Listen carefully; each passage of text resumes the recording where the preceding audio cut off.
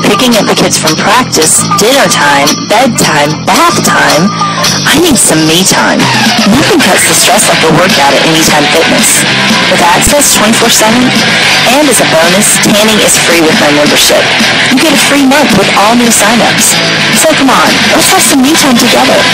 There are locations all over. Just send the word fitness to 68398 or call 877-870-5884.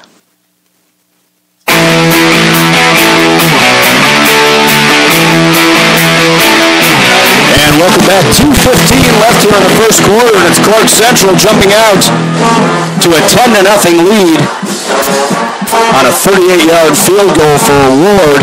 Max German on to kick this one away to the Dogs. And this one they are going to kick away. It'll be fielded by Shannon Sullivan, who's going to let it bounce out of bounds. So a legal procedure against Clarke Central will advance it for the Dogs. They will have it 1st and 10 at the 30-yard line. Well, so what, it took 8 weeks into the season, into a 10-game season, for teams to finally realize let's just not kick it to the wind-to-barrel return men. They're too dangerous. They'd rather give it to them on the 35 than take the risk of having them bring one back. So that's where the Dogs will have it. 1st and 10 on the 35. It'll be Hodge coming out under center. The wings will be Platt and Schotter, 2 receivers to the near side. Hodge gives to Platt. Platt cuts it back up inside, gets across the 35 out to about the 39-yard line before he's dragged down. They're going to give him the 38, so that'll be 2nd and 7 here on the Dogs' 3rd possession. Or check that 2nd possession. They never really had it after that kickoff. Platt's 2nd carry. Got him for 555 yards on the season. But, Chris, you know, he's averaging, according to my stats, a little over 8 yards per carry. Wow. Now it'll be Platt, the lone back behind Hodge, who's in the shotgun. 3 receivers. The give to Platt. Platt has to dodge a man in the backfield. Now he's going to get snowed under way behind the line of scrimmage. This is going to be a huge loss. They're going to spot it all the way back at the 26-yard line. It'll be a loss of 12. As Platt had no chance. The Gladiator defense was in the backfield almost as soon as he got the ball. You could say they were keen on him. I think they're keeping an eye on him. Chad Platt, he has just been so thrilling this year.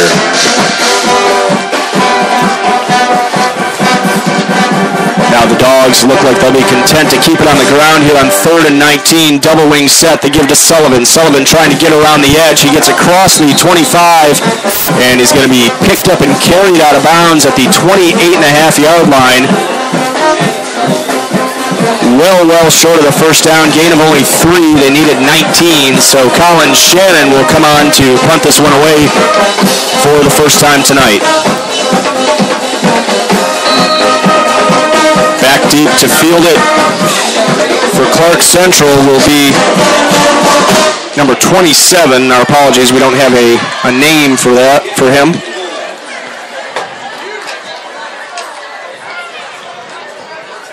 Collins ready, takes the snap, able to get off a nice kick. That'll be fielded on the run at the 43, and the runner shakes a couple of tacklers, gets out to about the 49-yard line before he's finally upended. It'll be a return of about 6. There's some arm tackling by the first wave of special team members from Winder Barrow, and the second wave able to knock the return man down, but pretty good field position here for the Gladiators. The official's not going to give him the forward progress because his legs were still moving as he went backwards, so the ball now spotted at the 47-yard line.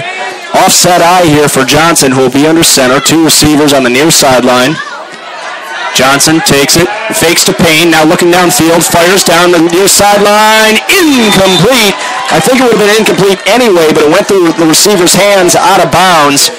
Cole Baggett on the coverage, and I think that time Johnson just led the receiver a little bit too much. Now Cole Baggett shaken up on the field, very, very wobbly. Yeah, you're going to have to take a look at that young man. And now they will go ahead and call it dead. Cole Baggett has a seat on the field, and the trainers are going to take a look. So we'll go ahead and take a break here with 27 seconds left here in the first quarter. It's 10-0 Clarke Central. You're listening to Bulldog Football in the home of Barrow County Sports, www.hearthegame.com. We'll be right back. Don't miss a single issue of the Barrow Journal. For the unbelievable low price of $15.50 a year, you'll get unparalleled sports coverage and regional sports coverage at MainStreetNewsSports.com. Winner of 8 awards from the Georgia Sports Writers Association, look no further than the Barrow Journal. Call 770-867-NEWS. That's 770-867-6397 or online at barrowjournal.com. You can also send the keyword journal to 68398.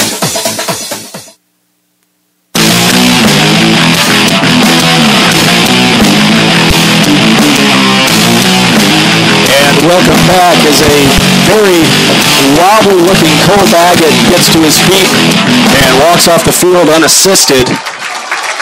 When he dove in the turf, I thought his head might have really popped once it hit the ground. And he sure walked off wobbly. Well, now he looks a little bit better, but still kind of shaky. So now it'll be a shotgun formation here for Cameron Johnson. One back to his left, 2 receivers on the near sideline. 2nd and 10. As Johnson just missed on the deep fly pattern.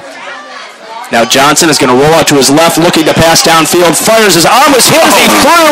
Nearly intercepted, but goes through the arms of Levi Worley. And Johnson was inaccurate on that one, threw that well behind the intended receiver. Well, it looked like his arm got hit right when he let it go. And Levi Worley had it right in the breadbasket and unable to hang on. How many times has that happened to Winder this season where the ball has been thrown right into the defender's hands and we have not come up with it? So now 3rd and 10, 22 seconds left here in the first quarter. 3 receivers, 2 to the near side, 1 to the far side. Johnson will be in the shotgun. Payne to his left. Johnson takes it, drops straight back, fires down the middle, incomplete. And he just really rifled that one straight into the dirt. And that'll bring up 4th down, and Clarke Central is going to kick this one away. Good job by the Double G Dogs defense there. Well, with the exception of the initial touchdown, Dogs have done a pretty good job tonight. The Gladiators had great field position after recovering a kickoff that the Dogs failed to field, and the Dogs able to hold them to a field goal. And now they force a 3-and-out here near the end of the first quarter. High snap. Max German goes up to get it and gets off a line drive kick that'll be fair caught back at the 21-yard line by Shannon Sullivan.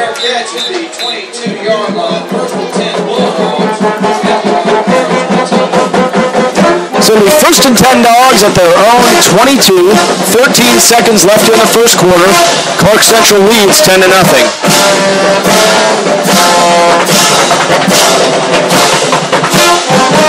Important game for the Gladiators as they are currently holding the 4th and final playoff berth in 8-5A. They're actually tied with Appalachia. Both have 3-3 region records, but they hold the tiebreaker over the Cats. Double wing set here for Hodge. He's going to keep it this time on the counter. He gives to Sullivan. Sullivan backing his way out to about the 25-yard line. It'll be a gain of 3, and that will bring the first quarter to a close. After 1, it's the Gladiators 10, your Double G Dogs 0. You're listening to Bulldog Football on the home of Barrow County Sports, www.hearthegame.com. We'll be right back for second quarter action right after this. Paul Inikin at the Sign Shop in Winder is a proud sponsor of HearTheGame.com. The Sign Shop has been in business since 1975, and they specialize in window lettering, banners, sandblast signs, signboards, truck lettering, logo design, and much more.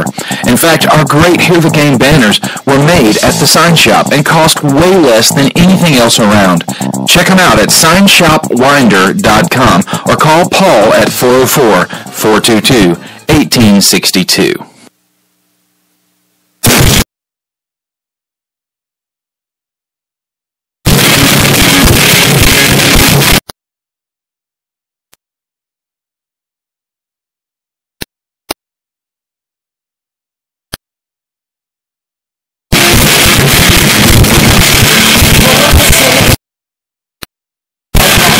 Welcome back. Start of the second quarter here as the Dogs